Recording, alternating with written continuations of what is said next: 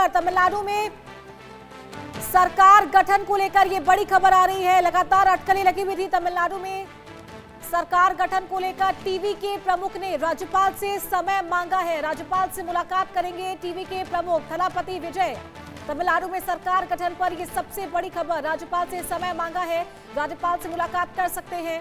किसी भी पार्टी के पास में पूर्ण बहुमत नहीं है सरकार बनाने के लिए। अगर एआईएडीएमके गठबंधन कर भी लेते हैं तो भी उनके पास में पूर्ण बहुमत नहीं होगा गठबंधन की सरकार के लिए। आनंद हमारे सहयोगी लगातार हमारे साथ बने हुए हैं और चलिए उससे पहले आपको 6 तस्वीर दिखाएंगे तमिलनाडु की सियासत से जुड़ी। सियासी तस्वीर इस वक्त पूरी तरीके से सस्पेंस में बनी हुई है। सरकार पर सस्पेंस की सरकार किसकी बनेगी, एआईएडीएमके क्या करेगी, किसके साथ जाती, इस पर भी अटकलें हैं। साथ ही विजय टीवी के पार्टी यानी कि बहुमत से दूर है। साथ ही डीएमके गेम पलट सकती है। डीएमके ने खुद को इंडी गठबंधन से अलग कर लिया है। ये बड़ी जानकारी, बड़ा अपडेट। कांग्रेस विजय के साथ है 5 सीटों के साथ और बीजेपी का वेट एंड वॉच वाला सिचुएशन फिलहाल नजर आ रहा है। बीजेपी ने क्योंकि 1 सीट जीती है और इसीलिए बीजेपी किसके साथ जाती है इस पर भी नजर बनी हुई है। आनंद हमारे संवाददाता लगातार हमारे साथ बने हुए हैं। आनंद, राज्यपाल से समय मांगा है विजय ने मुलाकात करने के लिए। क्या चल रहा है फिलहाल तमिलनाडु की सियासत में? किसी के पास पूर्ण बहुमत नहीं है सरकार बनाने के लिए और 10 मई तक का समय है, यानी कि महज 3 दिन।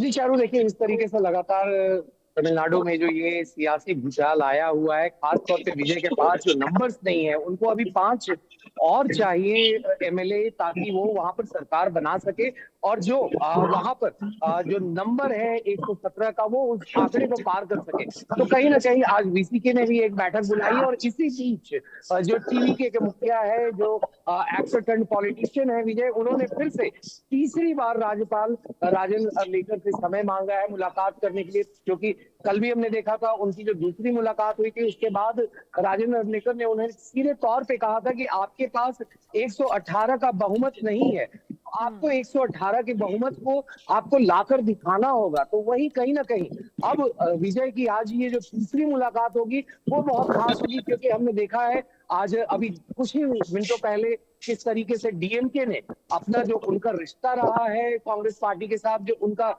अलायंस रहा है, उसको उन्होंने तोड़ दिया है, औपचारिक रूप से तोड़ दिया है और लोकसभा स्पीकर तक को चिट्ठी लिखी है कि आखिर किस तरीके से उनकी जो सिटिंग अरेंजमेंट है लोकसभा के अंदर वो चेंज किया जाए, क्योंकि वो अब कांग्रेस लेड गठबंधन का हिस्सा नहीं है और चूंकि अब वो उनके साथ नहीं है तो उनकी सिटिंग अरेंजमेंट भी अब अलग की जाए। तो कहीं ना कहीं अब ये एक बहुत बड़ा निर्णय जो है गवर्नर के पास अब पहुंचेगा कि आखिर अब फिर से विजय जब उनके पास आते हैं तीसरी बार, तो क्या विजय के पास वो नंबर्स एक्चुअली में मौजूद है जो 117 होने चाहिए, क्योंकि 233 मेंबर की सीट असेंबली है तो वहां पे 117 का जादुई आंकड़ा है।